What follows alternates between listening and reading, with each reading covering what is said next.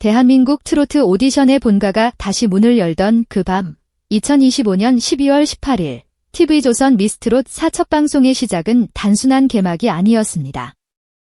리모컨을 쥔 손끝이 뜨거워지고 채널을 맞춘 순간부터 공기 자체가 달라졌습니다. 시청률이라는 숫자는 그저 결과일 뿐이었고 진짜 사건은 화면 안에서 터져나왔습니다. 수많은 참가자들이 차례로 등장하며 무대를 채웠지만 첫 회의 흐름을 통째로 뒤집어버린 한 이름이 있었습니다. 최연소, 연변, 비행기, 그리고 전율.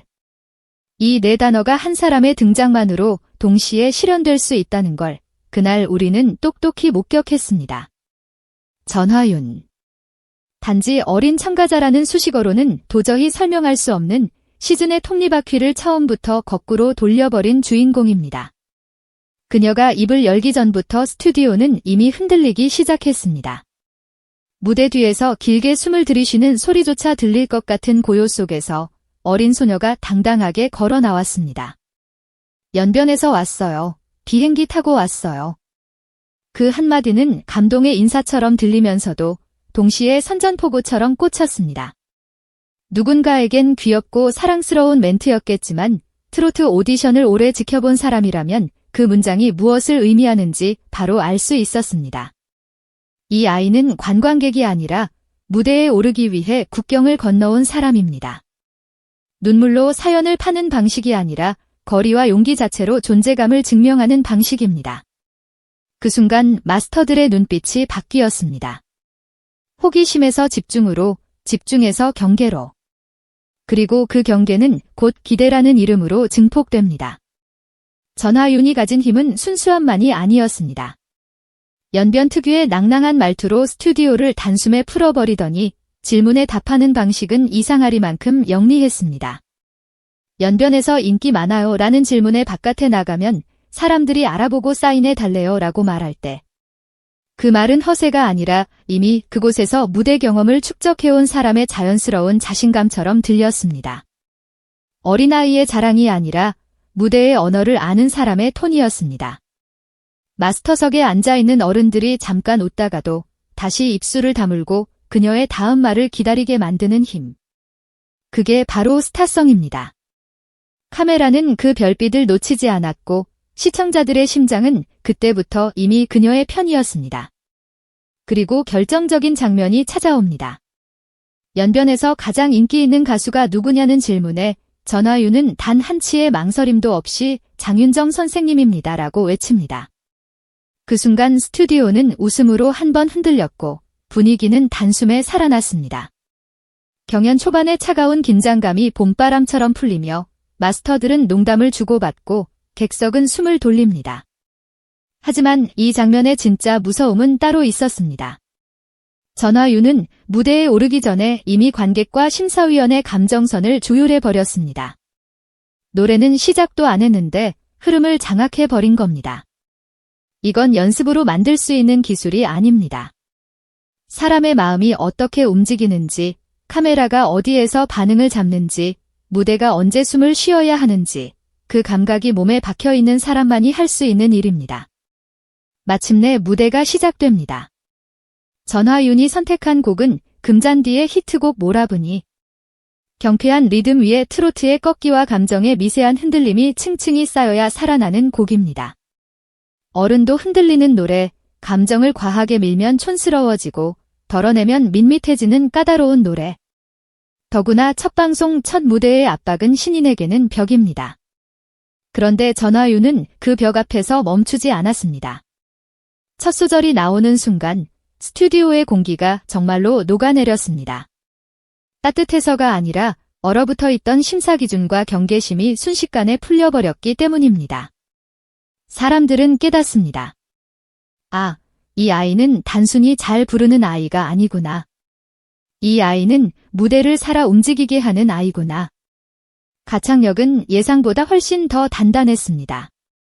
9세라는 나이를 믿기 힘들 만큼 소리가 중심을 잡고 호흡이 흔들리지 않습니다. 고음은 가볍게 치고 올라가는데 얇지 않고 중저음은 놀랄 정도로 안정적으로 바닥을 받칩니다. 이건 성대의 힘만이 아니라 노래를 밀고 당기는 근육의 감각이 이미 만들어졌다는 뜻입니다. 무엇보다 꺾기, 트로트의 꽃. 그 꺾기가 억지로 만들어진 장식이 아니라 가사의 감정이 변하는 순간에 맞춰 자연스럽게 터져나옵니다. 감정이 먼저 흔들리고 소리는 그 흔들림을 따라갑니다. 그래서 듣는 사람은 꺾기를 기술로 듣지 않고 마음의 떨림으로 듣게 됩니다. 그게 진짜 실력입니다. 어린이의 재롱이 아니라 아티스트의 감정 표현입니다. 그리고 시청자들이 가장 크게 반응한 건 노래만이 아니었습니다. 표정, 눈빛, 손끝, 발끝. 전화유는 가사에 맞춰 윙크를 던지고 손가락으로 하트를 그리며 발각도까지 섬세하게 조절합니다. 이 모든 디테일이 한꺼번에 튀어나올 때 사람들은 한 가지 단어로밖에 말할 수 없었습니다. 천재. 무대 위에서 귀여움이 과해지면 부담스럽고 애교가 지나치면 가벼워지기 마련인데 전화유는 경계선을 정확히 알고 있었습니다. 딱 그만큼만, 딱 그 순간만. 카메라를 향한 시선이 흔들리지 않고 심사위원석을 바라보는 타이밍도 정확합니다. 무대 장악력이란 결국 시선을 지배하는 기술인데 전화유는 그 기술을 이미 갖고 있었습니다. 그래서 마스터들이 웃다가도 갑자기 굳어지고 감탄하다가도 갑자기 조용해지는 장면이 연속으로 나왔습니다. 웃음이 멈추는 순간 진짜 실력이 시작됐다는 증거입니다. 결과는 사실상 예고된 폭발이었습니다. 노래가 끝나기도 전에 마스터석의 불빛이 일제히 켜지고 오라트가 터집니다. 그 찰나의 장면은 마치 콘서트의 앙코르처럼 짜릿했습니다. 누구 하나 망설이지 않았다는 사실이 더 무섭습니다. 보통 최연소 참가자에게는 응원의 마음이 섞이기 마련이고 그래서 심사위원들도 미세한 고민을 드러내기 마련입니다. 하지만 그날 전화윤 앞에서는 그런 계산이 작동하지 않았습니다. 냉정함을 약속했던 심사 기준이 첫 회부터 무너졌습니다. 단지 감동 때문이 아니라 실력이 너무 선명했기 때문입니다. 심사위원들이 누르기 전에 이미 마음이 눌려버린 겁니다. 그래서 오라트는 동정이 아니라 인정이 됩니다. 그 차이가 시즌의 판도를 바꿉니다. 심사평은 그 장면에 불을 더 지폈습니다. 날카로운 평가로 유명한 김용인 마스터가 냉정하게 심사하기로 약속했는데 이 아이의 천재성이 그 냉혹함을 이겨버렸다고 말하는 순간 스튜디오는 한 번 더 흔들립니다.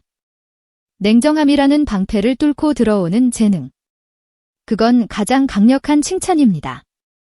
이미 무대 장악력을 완벽히 갖추고 있고 어른들을 홀리는 힘이 있다. 천재성의 발현이다. 이 말은 단순히 어린 참가자를 띄우는 멘트가 아닙니다. 제작진이 원하는 서사를 넘어 심사위원이 실제로 느낀 위협과 감탄을 동시에 고백하는 말입니다. 전화유는 최연소라는 보호막 뒤에 숨지 않았습니다. 오히려 최연소라는 프레임을 찍고 한 명의 프로로 서 버렸습니다. 방송 직후 온라인은 순식간에 불이 붙습니다. 네이버 TV, 유튜브, 각종 커뮤니티와 SNS에서 전화윤 무대 영상이 실시간으로 퍼졌고 조회수는 가파르게 치솟습니다. 댓글창은 마치 한밤중의 광장처럼 뜨거웠습니다. 첫 방송 본 보람이 있다. 저 나이에 어떻게 저렇게 당당하냐. 연변에서 한국까지 온 용기가 대단하다. 실력도 실력이지만 스타성이 미쳤다. 이런 반응들은 단순한 칭찬이 아닙니다. 이건 팬덤의 씨앗이 터져나온 순간입니다.